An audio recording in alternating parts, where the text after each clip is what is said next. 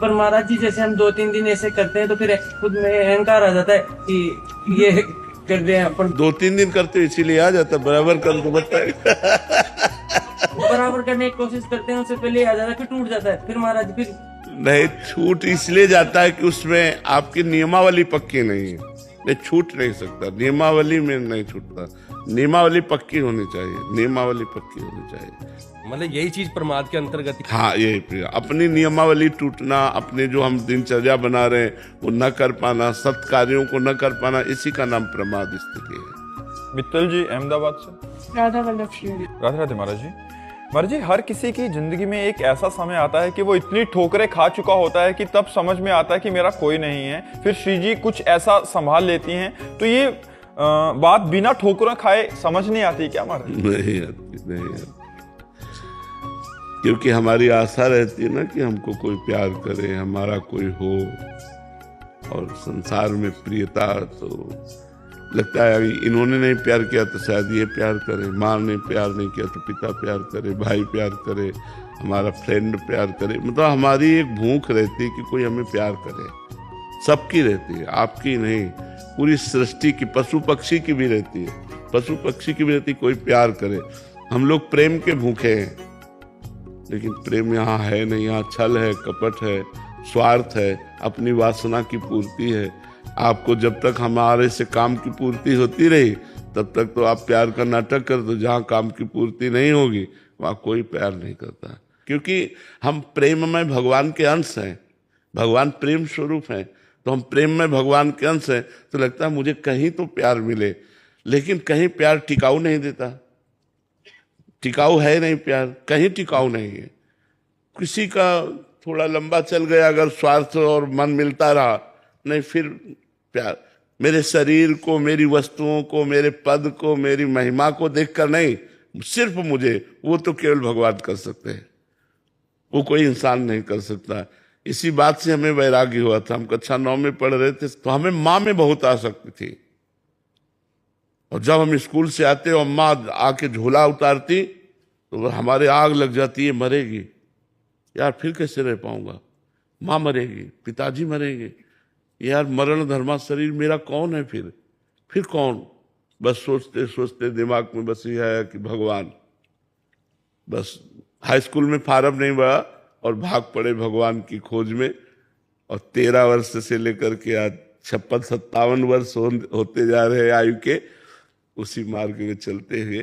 तो वास्तविक जो प्यार है वो भगवान से मिलता है, इंसान से कभी नहीं मिलता, क्योंकि कोई कितना भी हो वो स्वार्थी होता है। महाराज जी, आपको प्रथम अनुभव कब हुआ था कि वो प्यार कर रहे हैं? पहले दिन ही अनुभव हो गया था, पहले दिन ही।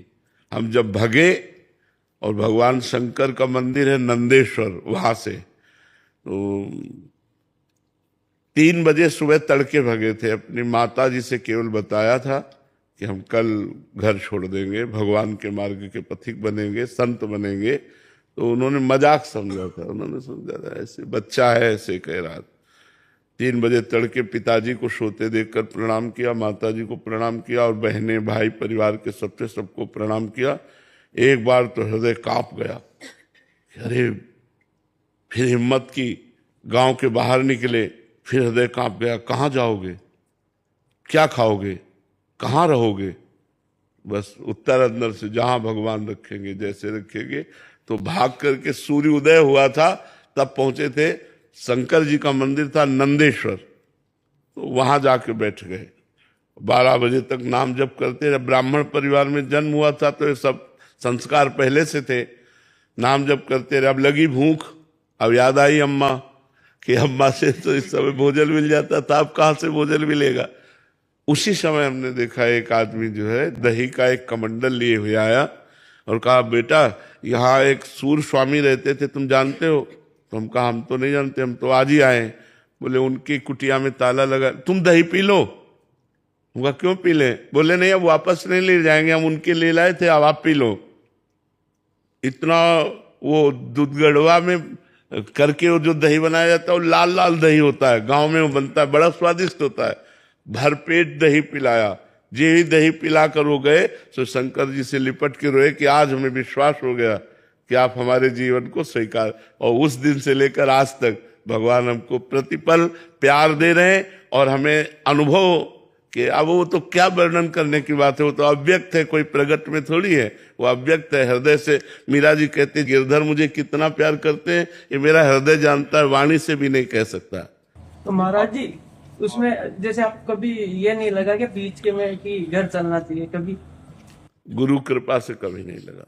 कई कई दिन भूखे रहे, बहुत कष्टप्रद रहा जीवन, लेकिन कभी ये नहीं आया कि मैं घर चलूं। जिस दिन से घर से निकला जीवन में कभी घर में बैठ करके भोजन नहीं पाया, कभी घर नहीं गया, जीवन हो गया पूरा।